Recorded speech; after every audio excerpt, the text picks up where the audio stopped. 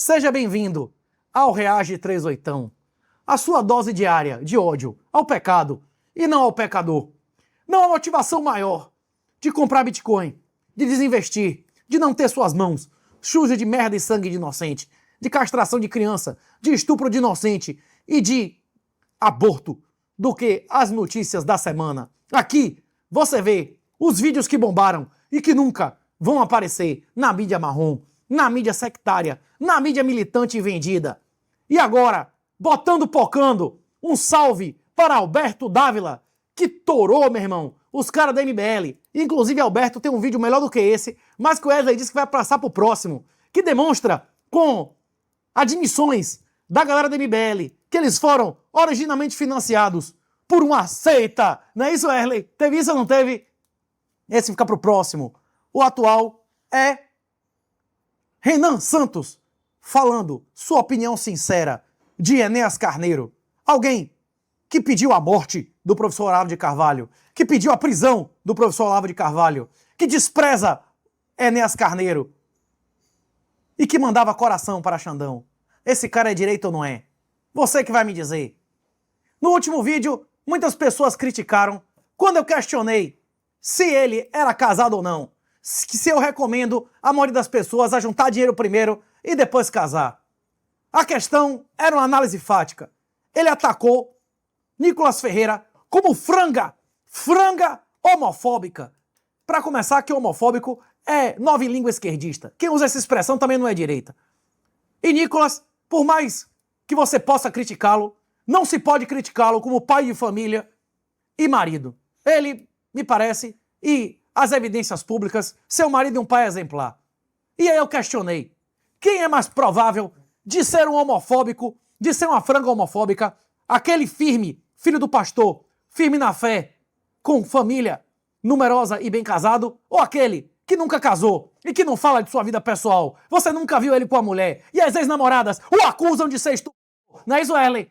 Quem é mais provável de ser um degenerado homofóbico, franga homofóbica? Eu não sei, eu só perguntei. Eu não critico ninguém por não ser casado.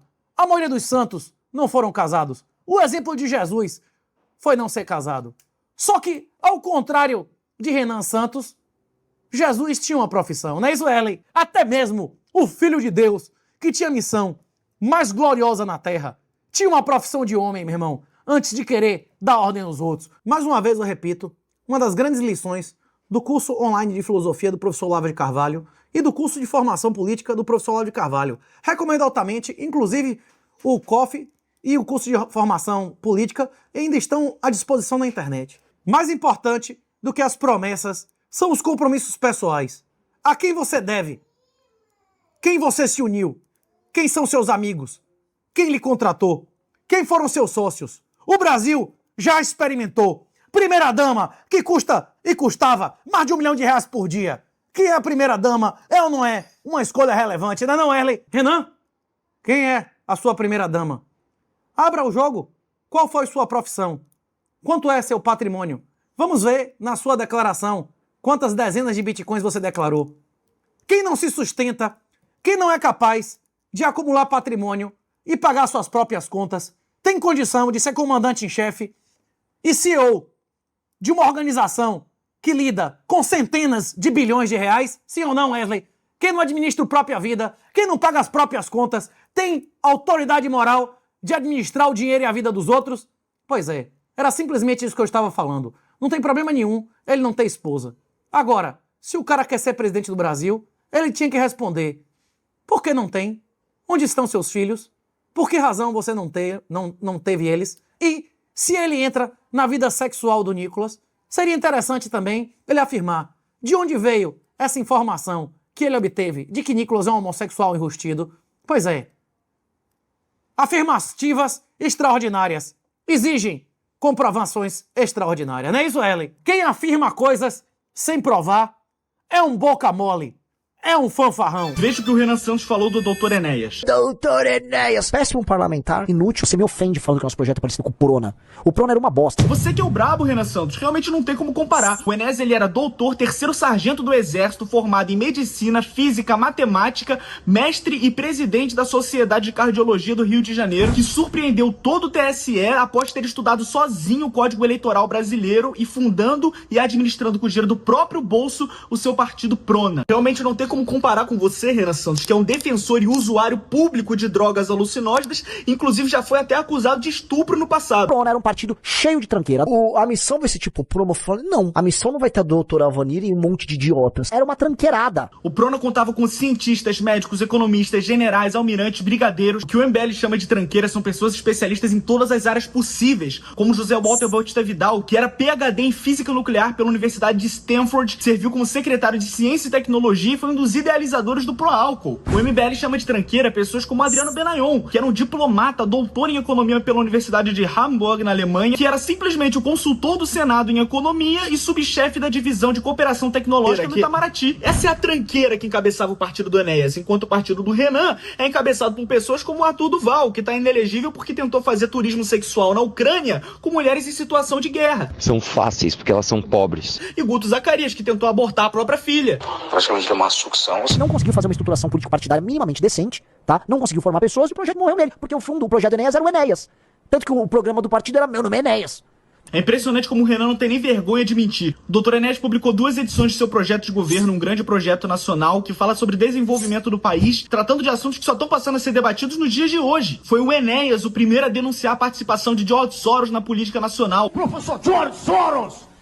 Mega especulador mundial! Da compra de estatais por grupos de narcotraficantes, da auditoria da dívida pública, da importância do nióbio, dos aquíferos, das energias renováveis. Isso aqui não consegue ser nem 1/3 da bibliografia que foi escrita de projeto de governo e desenvolvimento de propostas do Prona. Tem José Walter Bautista Vidal, você tem Marcos Coimbra, Almirante Gama e Silva. São inúmeros livros para vir o Renan Santos falar que não. O projeto do Enéas era Meu Nome é Enéas. Mas você tá certo, Renan Santos, isso aqui não é projeto de verdade, não. Política de verdade é propor Ozempic no SUS, isso sim. Colocar Ozempic no SUS. Vamos falar real. Então comparem um negócio que é múltiplo como o nosso, que se espalha em território nacional, que tem um caráter formativo, com um troço como o Prona. Verdade, não se compara o Prona com o MBL. O MBL é um movimento que, tendo tudo na mão, as redes sociais à sua disposição, ele faz propaganda com gótica, furry e dancinha de Farma Aura.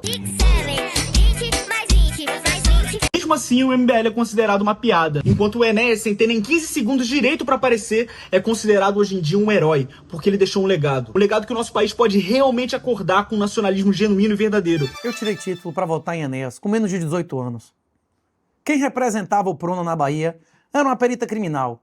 E provavelmente, devido a isso, eu virei perito criminal. Foi uma grande honra ter trabalhado na campanha de Enéas. Comparar Enéas com Renan realmente é uma covardia. Agora, o fato do Renan desprezar o Enéas não representa apenas falta de compromisso com a verdade, mas também falta de compromisso com a humildade, que é uma das principais lições de Jesus. Nós podemos nos comparar a pessoas de uma época que não existia Wikipédia e nem a facilidade que temos hoje de acessar a comunicação internacional. Inclusive, eu não vou nem comentar o nível de casamento e aonde Enéas nasceu e para onde ele foi. Mais importante do que todos os títulos acadêmicos do Dr. Enéas foi a progressão que ele teve na vida, de onde ele veio e até onde ele chegou. E os sacrifícios pessoais que ele fez, inclusive perdendo seu casamento por uma dedicação sobre-humana ao país. Inclusive, eu acredito que isso foi uma falha. Nossa obrigação é, em primeiro lugar, com Deus. Em segundo lugar, com nossa família. E só depois com o país. Não, Erley? Enéas Ferreira Carneiro, de 51 anos de idade, nasceu em Rio Branco, no Acre, e mais tarde se radicou no Rio de Janeiro. Seu nome pode passar despercebido, mas sua figura, assim como a frase "Meu nome é Enéas", são lembradas facilmente. Enéas está viajando pelo Brasil para fortalecer e ganhar adesões ao seu partido, o Prona, Partido de Reedificação da Ordem Nacional. Na última quinta-feira, ele chegou a Belém e hoje resolveu fazer um passeio no centro comercial da cidade em que viveu durante 10 anos. Alegre, o ex-candidato, por onde andava, era lembrado pela frase que o consagrou como o candidato mais popular. Meu nome é Enéas. Para Enéas, de Belém ficaram as recordações positivas e negativas da cidade. Na escola que eu frequentava, o Colégio Estadual Paz de Carvalho, estava, se não me engano, no primeiro ano de ginásio. Tinha 10 anos, mais ou menos, era 9, 10 anos. uma professora cujo nome eu me lembro, percebeu que eu tinha muita dificuldade de ver e conseguiu que fosse doado para mim um par de óculos. E eu usei esse par de óculos no bosque, aqui, Belém. E a sensação é extraordinária. Só quem não viu e passou a ver pode dizer. Foi extraordinário mesmo. É uma lembrança que eu nunca vou esquecer. E uma lembrança negativa? Fome no início da vida logo meu pai morreu, fiquei órfão, tomando café com farinha, era muito difícil. Vir a Belém e não visitar a casa onde morou seria imperdoável. E por isso Enéas foi ao bairro do Guamá, mais precisamente na Rua da Sururina, casa 191, que antigamente era de palha. Aqui encontrou os velhos amigos. Qual é a sensação de voltar 32 anos à casa? Tristeza, né? De ver que o tão decantado progresso não atinge as regiões mais pobres do país. Na verdade, não está a mesma coisa, está pior, né? A sensação é essa, uma tristeza infinita. Mas não é só quando eu chego aqui, não. Quando eu percorro as regiões pobres do país, eu noto que os dirigentes podem preocupar-se com tudo, menos com aquilo que seria fundamental, que era com a população. Em todo o país, ele conseguiu 380 mil votos, com um tempo diário na televisão de 30 segundos.